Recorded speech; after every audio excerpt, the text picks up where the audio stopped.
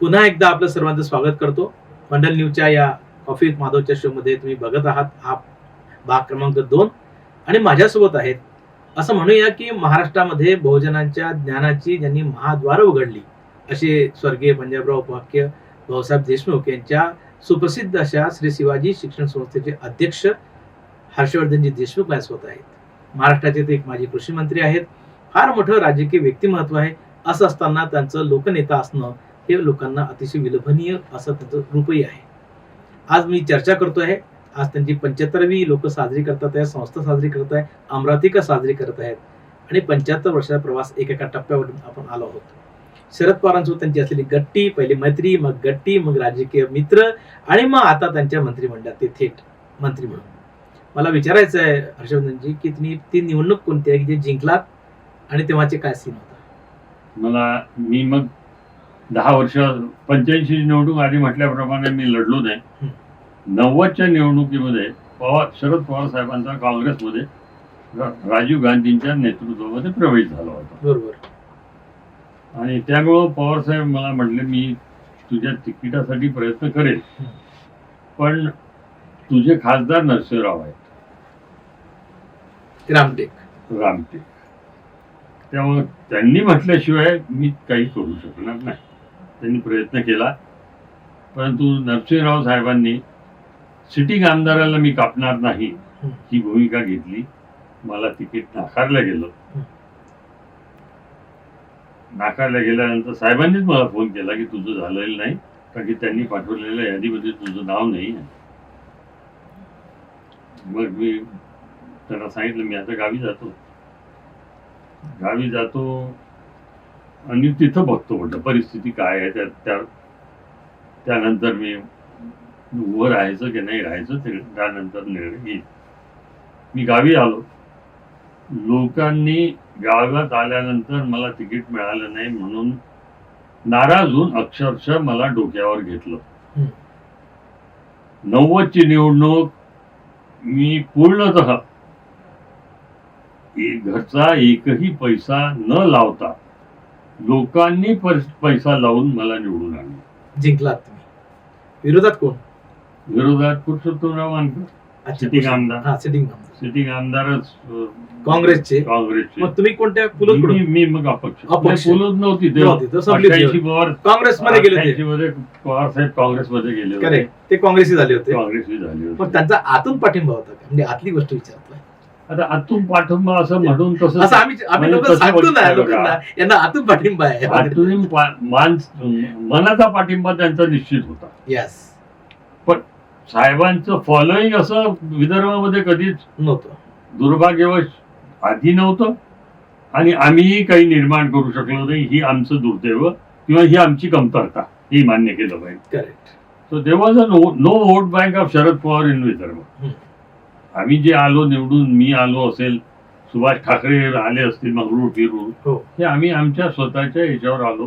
पण हे निवडणुकीचं वैशिष्ट्य एक मुद्दामून सांगण्याचं हे आहे की त्या 90च्या निवडणुकीमध्ये लोकांनी मला एक पैसा म्हणजे इव्हन नॉमिनेशन फॉर्मचे जे 250 असतात रुपये तेही मी माझ्या जवळचे दिले नाही.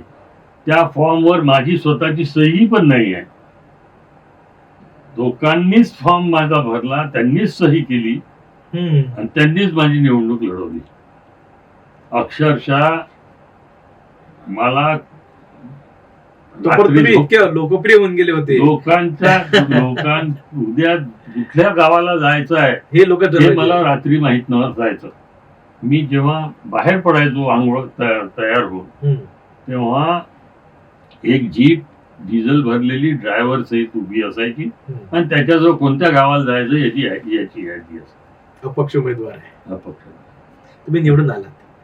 त्याप्रमाणे मी त्याच्यातला एक कहर तुम्हाला सांगतो की लोकांच्या पैशावर काय सुरुवाती 2-3 दिवस माझं जे मी जेवण द्यायचो घरी ते सुद्धा लोकांच्याच पैशावर झालं.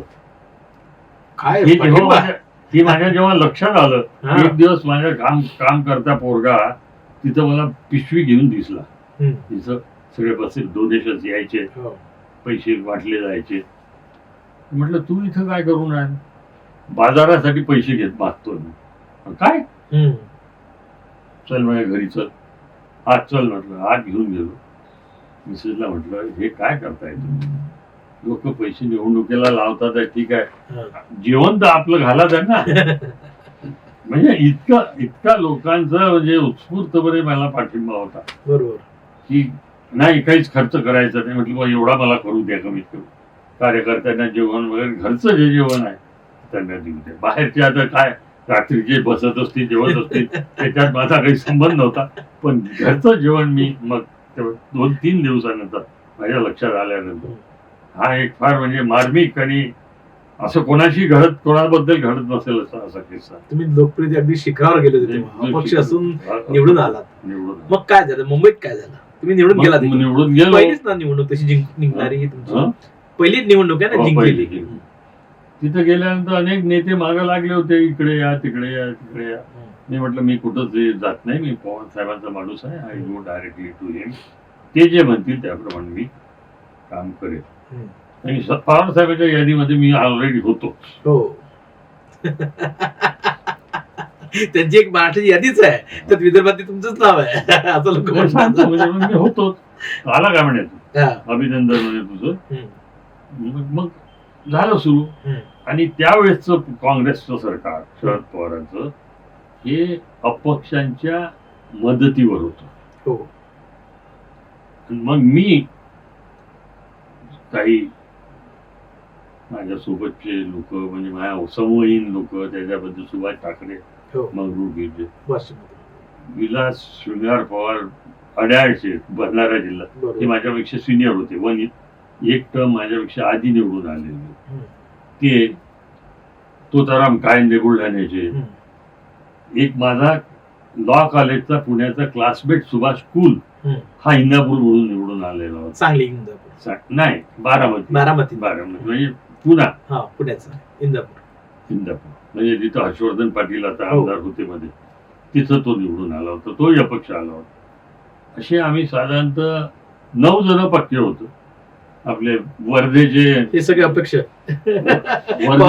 वर्धेचे सभानेच आहे, माणिकराव सभाने, म्हणजे हे माझ्यापेक्षा सिनियर होते. बरोबर आहे. आधीचे टर्म त्याचे 1 की 2 झाले होते, पण ते माझ्या नेतृत्वामध्ये आले. And then we started making a group. आणि पवार साहेबांना कसं मजबूत करायचं तो आम्ही जिम्मा उचलला, किल्ला लढला. एवढाच नाही की शरद पवारांच्या विरोधात मध्ये बंड झालं होतं, तुम्हाला आठवत असेल तर. म्हणजे त्याच्यामध्ये विलासराव देशमुख, सुशील कुमार शिंदे हे सगळे दिल्लीला गेले होते. हे दिल्लीला जाऊन मग त्यांच्या चाचपणी करण्यासाठी ऑब्झर्वर आले होते. त्याच्यात मुपनार होते, मुखर्जी होते, आपले काय नाव, प्रणब मुखर्जी होते, टीमच आली होती काँग्रेसची, आणि एक जण साऊथचे कोणतरी होते. त्यांच्या समोर आम्ही एक सगळ्यांनी म्हटलं आम्ही एकटं भेटणार नाही, आम्ही एकत्र भेटू. मग आम्ही एकत्र 13 जण भेटलो. त्यांना स्पष्ट सांगितलं की कोणी काय म्हणत असेल याची आम्हाला काही घेणं देणं नाही, पण तुम्ही जर काँग्रेसच्या नेतृत्व शरद पवारांकडून काढलं, दुसरे मुख्यमंत्री केले, तर आम्ही काँग्रेस सोबत राहणार नाही. स्पष्ट भूमिका. आणि हे कोणीच बाकीचे बोलत नव्हते. तुम्हाला काय बोलायचं, तुम्ही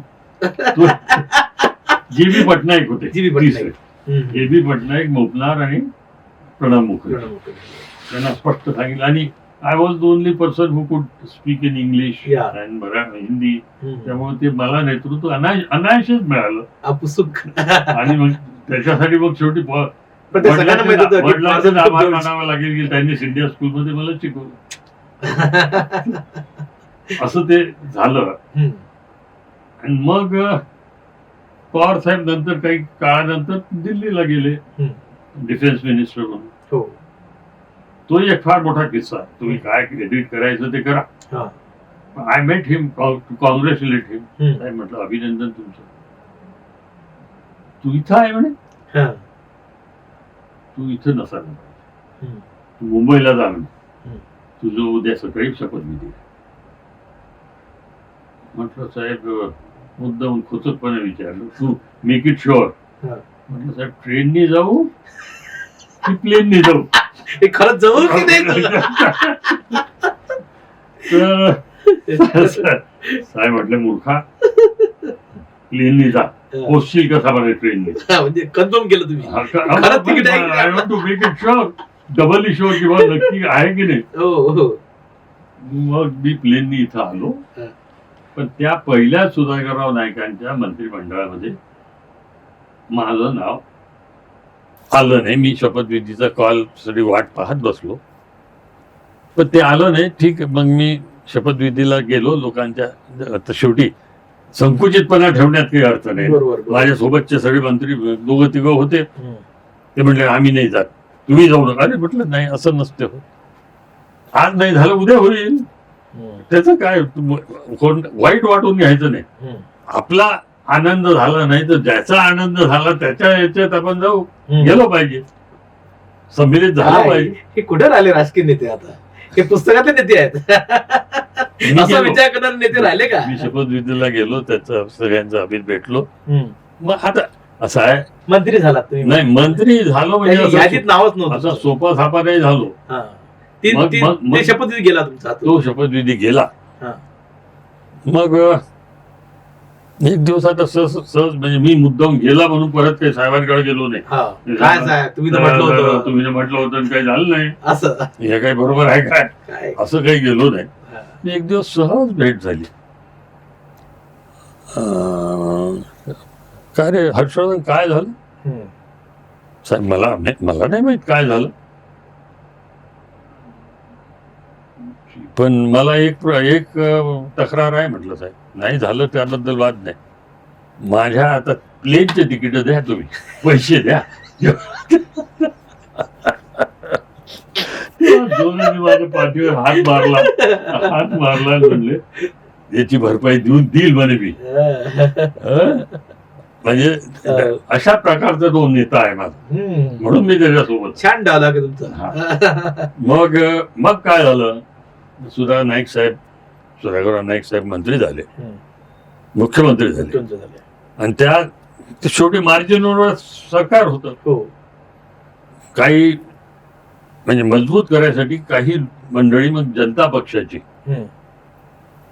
काँग्रेसमध्ये 9 जण सामील झाले. मग नाईक साहेब त्यांनी कबूल केलं होतं की एक राज्यमंत्रीपद तुम्हाला देण्यात येईल. तर त्याप्रमाणे मग सुधाकरराव नाईक साहेब दिल्लीत गेले, नॅशनली पवार साहेबांकडे गेले की बाबा असं आहे, कोणा एक माणूस आपल्याला इंडक्ट करायचा आहे. तेव्हा साहेबांनी ही पुट हेच फूट डाऊन, तुम्हाला इंडक्ट करायचं असेल त्याला करा, पण त्याच्यासोबत हर्षवर्धनचा शपथविधी झाला पाहिजे. दिस इज शरद पवार. म्हणजे त्यावेळेस बरोबर त्यांनी आपल्या कार्यकर्त्याला, आपल्या नेत्या अनुयायाला कसं सेट करायचं. त्यावेळेस नरसिंहराव हे पंतप्रधान तर होतेच होते, काँग्रेसचे अध्यक्ष होते, आणि मी नाही पाहिजे हे तेव्हा उघड झालं. जवळून तुमचा मतदारसंघ नाही हे उघड झालं होतं की त्यांना मी नाही पाहिजे. पण तरी पण साहेबांनी ही पुढे सोड डाऊन की जनता पक्षाच्या कुठल्याही माणसं प्रवेश करणाऱ्या माणसाचा शपथविधी व्हायचा असेल तर तो हर्षवर्धन शिवाय होणार नाही. काँग्रेसच्या अध्यक्षाच्या विरोधात जाऊन भूमिका घ्यायची होती. पण स्ट्रॉंग म्हणजे असं माझा समावेश राज्यमंत्री म्हणून झाला.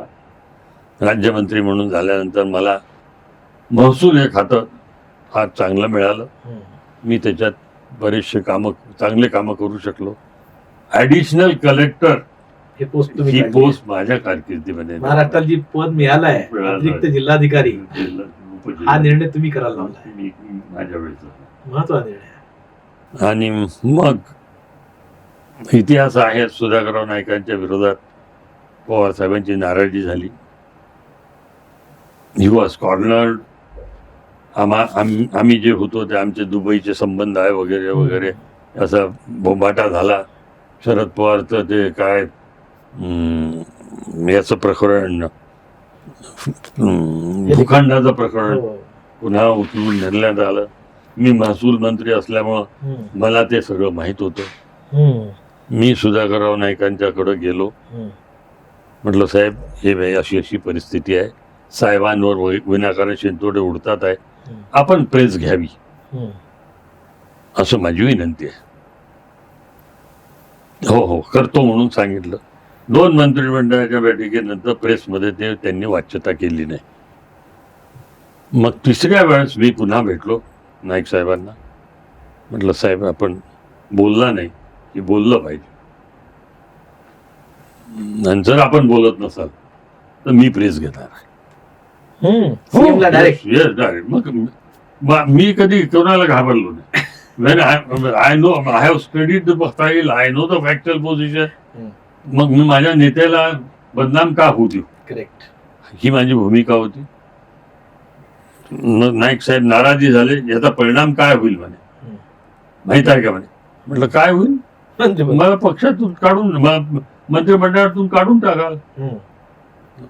हा डायलॉग सुधाकर, आता ते बिचारे देव झाले, हा डायलॉग त्यांच्याशी माझा झाला. आणि त्यावेळेस मग जेव्हा जे मंत्री काढण्यात आले त्याच्यात माझं नाव टॉपवर होतं, त्यामुळे माझं राजीनामा मागितलं गेलं, मी गेलो त्यांनी. मग तेही गेले, पवार साहेब पुन्हा आले. पूर्ण पहिल्याच यादीमध्ये माझं पुन्हा मंत्री म्हणून माझं प्रमोशन झालं. कॅबिनेट म्हणजे अपक्ष आमदार, पहिल्या टर्म मध्ये राज्यमंत्री, पहिल्या टर्म मध्ये मंत्री, कॅबिनेट मंत्री. मी साहेबांना म्हणायचो, साहेब आता तुम्ही परत जर गेले दिल्लीला तर आता 3ऱ्या वेळेस मीच मुख्यमंत्री होणार आहे. तुम्ही कृषी मंत्री झालात, कृषी मंत्री झालो. माझ्याकडं कधी नाही, ते आधी पण नाही नंतर पण नाही, सगळे ऍग्रिकल्चर कृषीशी संबंधित खाते साहेबांनी एकत्रित करून माझ्याकडे. हॉर्टिकल्चर तोपर्यंत वेगळं होतं, बरोबर, जलसंधारण वेगळं होतं, हे सगळे खाते साहेबांनी एकत्र करून माझ्याकडे दिले. बरोबर, खरं एकमेकांशी जोडलेले आहेत, पण ते वेगवेगळे होते. आता वेगवेगळे झाले, आता पुन्हा वेगवेगळे झाले. जलसंधारण वेगळे, कृषी वेगळं, बाकीचे वेगळे भाग वेगळे करून टाकले. पण साहेबांनी मला ते सगळे एकत्र करून कारण की मी काम करतो हे त्यांना दिसत होतं. बरोबर, त्यामुळं कोणता निर्णय सांगता येईल कृषी मंत्री म्हणून घेतला जो विदर्भासाठी जर सांगायचं झालं, इथं सिमेंट प्लग आणि छोट्या बंधाऱ्याचं नॉर्म्स हे विदर्भाला सुटेबल नव्हते. बरोबर, ते पश्चिम महाराष्ट्रामध्ये खडकाळ या प्रदेशामध्ये, डोंगरी प्रदेशामध्ये होते. आपल्या इथं ते मी शिथिल करून घेतले विदर्भासाठी. आणि त्यामुळं बरेचसे सिमेंट बंधारे, कोल्हापुरी बंधारे हे त्या निर्णयामुळे आता आपल्या इकडे झालं. हे जे बंधारे झाले त्या निर्णयामध्ये, कोल्हापुरी बंधारे, येस, हे अप्पर वर्गासाठी 76 मध्ये त्याचे भूमिपूजन झालं. 90 मध्ये मी निवडून येईपर्यंत त्यावर फक्त 74 कोटी रुपये, 74 दगड होता. थोडं बहुत काम झालं होतं. आता इथे भूमिपूजनाचा दगड जायकवाडी किती लवकर झालं त्यामुळे लगेच, कारण की ते मुख्यमंत्री होते, त्यांच्याच याच्या खाली भूमिपूजन इथं झालं होतं. पण हे रखडलं होतं. बरोबर, 90 ते 95 त्यावर मी 90 कोटीचं प्रोव्हिजन्स त्यावेळेस, म्हणजे 90 कोटी दॅट वॉज सबस्टॅन्शियल अमाऊंट त्यावेळेस. ते पूर्णत्वात नेलं, पाणी थांबलं. म्हणजे आजही मी तिकडे गेल्यानंतर मला एक समाधान मिळतं की याच्या पूर्णत्वाला आपला हातभार लागला. हे महत्वाची कामं झाली. डार्क झोन मध्ये दोन्ही तालुके होते, वरुड आणि मोर्शी. आज ते दोन्ही आता कागदोपत्री जरी ते डार्क झोन मध्ये असतील तरी ऍक्च्युअली ते डार्क झोन मध्ये आज राहिले. तिथे एवढी पाण्याची मुबलकता झालेली आहे. हे महत्वाचे काम केले. मी बघितलं आहे, जेव्हा पालकमंत्री होते तुम्ही तेव्हा पालकमंत्र्यांकडे येण्याचं आणि त्याच्या कामाला झपाटा, अलीकडे खूप नाव प्रसिद्ध आहे ते म्हणजे अजितदादांचं, त्यांच्या कामाला झपाटा. तुम्हाला विदर्भात जर तेव्हा काळातले जे लोक आहेत त्यांना माहित आहे की होणार असेल तर होणार असेल, नाही तर नाही. बायासाहेबांकडे, अटल देशमुखांकडे कोणी गेलाय आणि ते त्याला फिरवत बसले, असं कधी झालं नाही. होत असेल तर आता करतो, नाही आता होणार नाही. असंच झपाटा असलेले हर्षवर्धन देशमुख कृषी मंत्री म्हणून त्यांनी मोठं काम केलं. पण आता मला पुढच्या भागात त्यांना काही प्रश्न विचारायचे जे अनेकांच्या मनात आहे. त्यातला एक महत्त्वाचा प्रश्न आहे की राजकीय नेते बद्दल त्यांचं आता मत काय आहे, कारण आता खूप बदललं आहे, राजकारणाची पद्धत बदलली आहे. पवार साहेबांच्या राजकारणामध्ये काय स्थिती आहे त्या पक्षाबद्दलची, त्याबद्दल तुम्हाला खूप उत्सुकता असेल. आणि महत्वाचा मुद्दा आहे की शिवाजी शिक्षण संस्थेचं अध्यक्षपद त्यांच्याकडे कसं चालून आलं, किंवा ते त्यामध्ये कसे उत्साही होते, किंवा त्यांना काय बदलायचं होतं, भाऊसाहेबांच्या स्वप्नाला त्यांना पुढे कसं न्यायचं होतं, हे सगळं लगेचच्या भागात पाहत राहा मंडल न्यूजला. आणि फॉलो करा, सबस्क्राईब करा, लाईक करा.